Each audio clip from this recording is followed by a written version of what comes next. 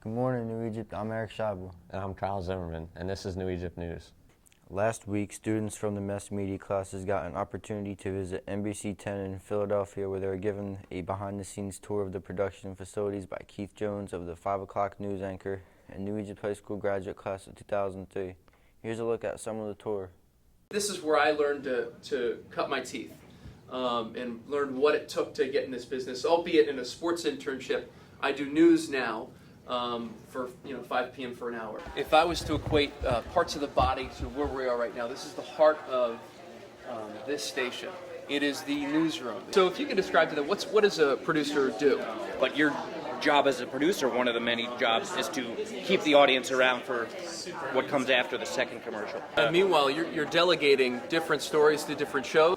So this is the studio, guys. So if you notice, guys, and you can kind of crowd around to see these screens if you want to. So this is what we see. So we've got these blindingly bright lights all across, shining in our face. We're looking up here. You see how ours has the teleprompter in it? So not only can we look below the cameras, but we see here. That way we know for sure if we're on TV or not.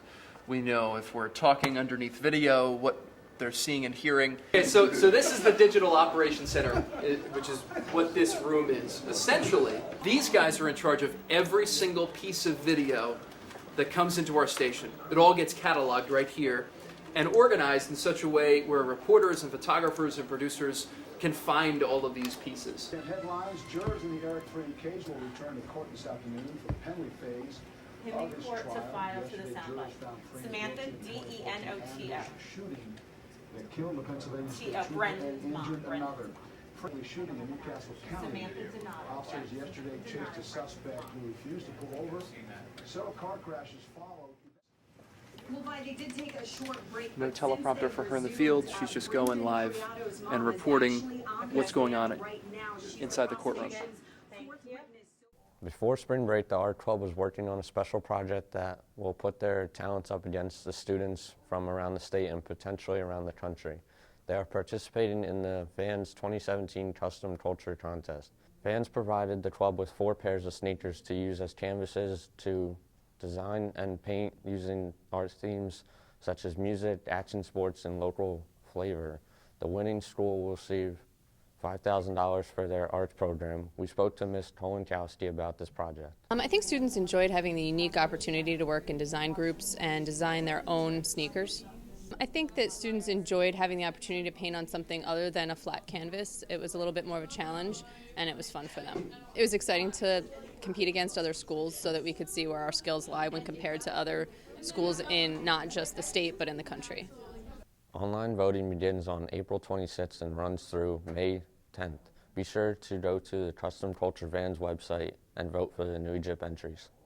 Congratulations to Anthony Rinaldi. He has been selected to represent the BCSL Conference as the most courageous athlete. In addition, congratulations to Timothy Blondgren. He has been selected to represent the BCSL Conference as a Sportsmanship Award winner. They were selected to be honored at an awards banquet hosted by the South Jersey Coaches Association. The February Student Athletes of the Month were Ryan Devine for basketball and Joe Brown for wrestling. Ryan had 197 three-point shots for his career, making him the all-time leader in New Egypt history. We spoke to Mr. Hughes about Ryan's accomplishments. I'd like to congratulate Ryan for being the Athlete of the Month. Certainly deserves it. In our quarterfinal playoff win against Perth Amboy Tech, he had a career-high 7 3-pointers on his way to leading our team in scoring at 32 points, and that enabled us. It's a huge part of what enabled us to beat Perth Amboy Tech and move on to the sectional semifinals. Ryan wrapped up a great career, finishing with 956 points and 197 three-pointers. He's going on to play at the next level, and we're all really proud of him.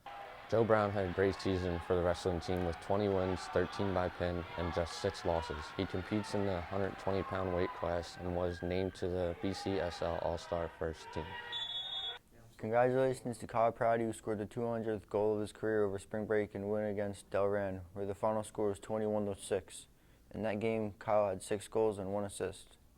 Kyle was also among a number of New Egypt athletes who participated in National Signing Day last Wednesday, where he committed to playing lacrosse at Johns Hopkins University. The school's lacrosse team is ranked in the top 10 for Division I programs. Several other students, athletes, were recognized at the signing day event.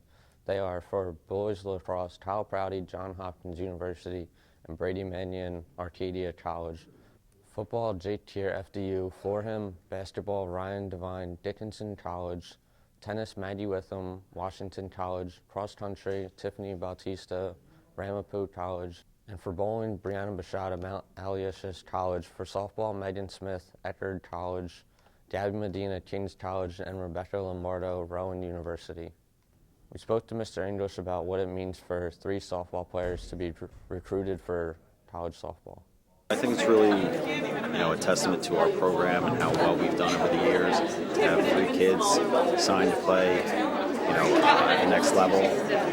It shows a lot of their dedication and hard work is paying off, and it's great for the kids coming up, to strive for, the same thing and have the same goals as these girls that just, signed today. We also spoke to New Egypt Athletic Director, Mr. Ballant, about what signing day means for these students. Most importantly, it rewards their hard work, from the time they started off as 5 and 6 year olds through middle school to high school. It rewards everything that they've put in, and it also works as an example for the younger students throughout the district of if you put in the time, if you put in the hard work, you have a great attitude, that you can move on and play a variety of sports, as you saw with all our student athletes today at the next level.